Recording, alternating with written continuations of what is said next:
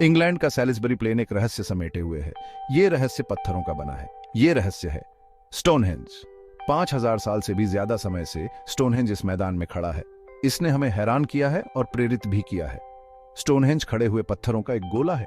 ये पत्थर बहुत बड़े हैं, कुछ तो 45 टन तक भारी हैं। आखिर प्राचीन लोग इसे कैसे बना पाए, हम निश्चित रूप से नहीं जानते। स्टोनहेंज का रहस्य ही इसका आकर्षण है। लोग सदियों से इसे सुलझाने की कोशिश करते रहे हैं। आखिर स्टोनहेंज का इस्तेमाल किस लिए किया जाता था? क्या यह कोई मंदिर था, कब्रिस्तान, या फिर कोई खगोलीय वेधशाला? हो सकता है कि हमें कभी भी इसके सभी जवाब न मिले, लेकिन यही तो स्टोनहेंज को इतना आकर्षक बनाता है। यह मानव अतीत की कुशाग्रता और रहस्य की याद दिलाता है। स्टोनहेंज की कहानी इन प्रसिद्ध पत्थरों के खड़े होने से बहुत पहले शुरू होती है। लगभग 8000 ईसा पूर्व शिकारी संग्रहकर्ता सैलिसबरी प्लेन में घूमते थे। उन्होंने अपनी उपस्थिति के प्रमाण पीछे छोड़े। हमें उनके औजार और उनके भोज के अवशेष मिले हैं। ये शुरुआती निवासी एक ऐसी दुनिया में रहते थे जो धीरे धीरे पिछले हिमयुग से उभर रही थी।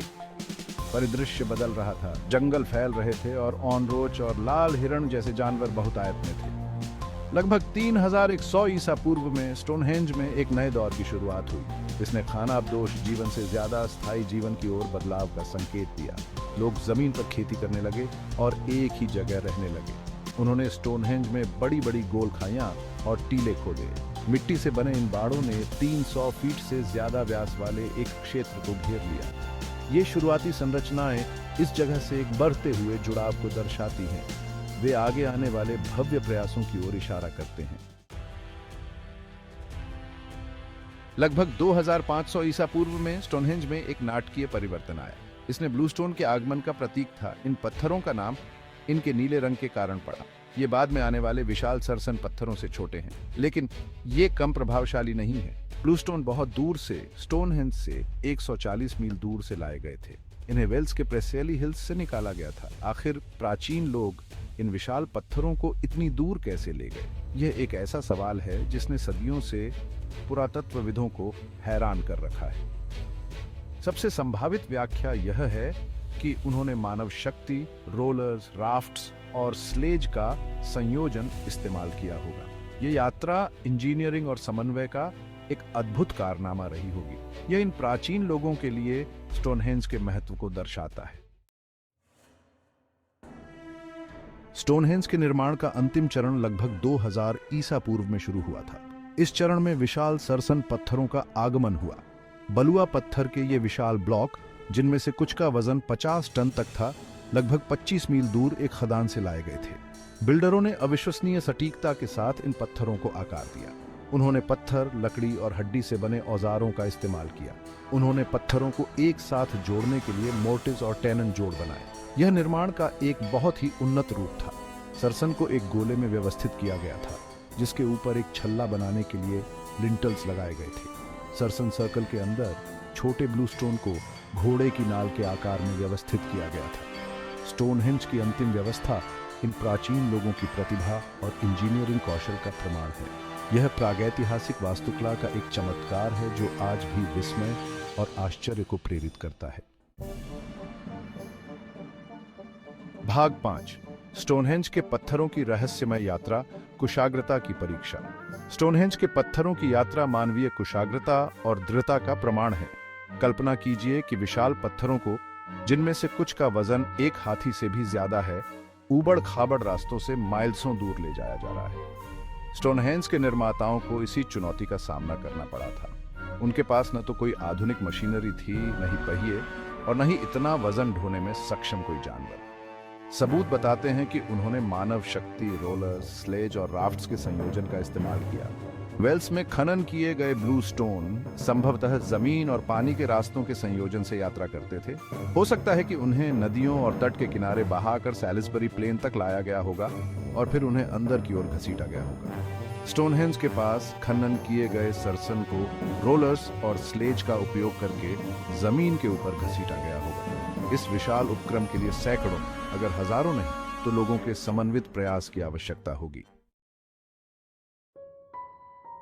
भाग 6, उद्देश्य को समझना, कब्रिस्तान, मंदिर या आकाशीय वेधशाला।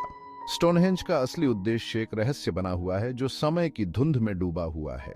हमारे पास सुराग हैं, लेकिन कोई निश्चित जवाब नहीं है।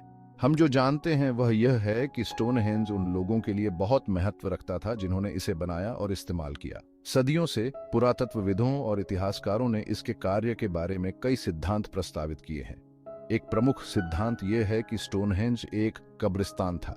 खुदाई से इस जगह पर कई कब्रें मिली हैं जो सदियों के उपयोग को दर्शाती हैं। इससे पता चलता है कि स्टोनहेंज ने मृत्यु और उसके बाद के जीवन से जुड़े रीति रिवाजों और मान्यताओं में महत्वपूर्ण भूमिका निभाई थी।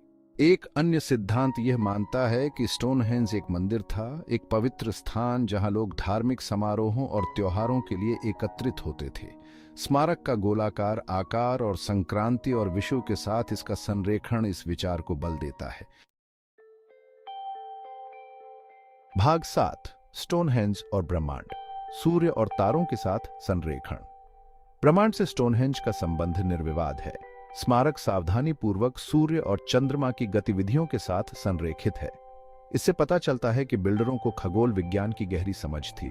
उन्होंने इस ज्ञान को स्टोनहेंज के डिजाइन में ही शामिल किया था।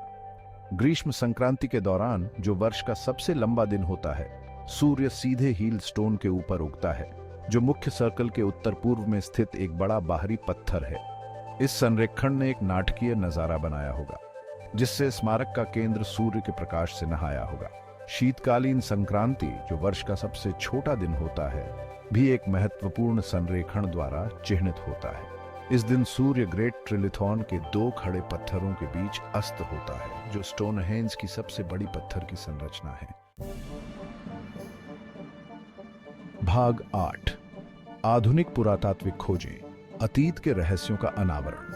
हाल के दशकों में आधुनिक पुरातात्विक तकनीकों ने स्टोनहेंज की हमारी समझ में क्रांति ला दी है। जमीन में प्रवेश करने वाले रडार से लेकर डीएनए विश्लेषण तक, इन उपकरणों ने पुरातत्वविदों को सतह के नीचे झांकने और इतिहास की नई परतों को उजागर करने की अनुमति दी है।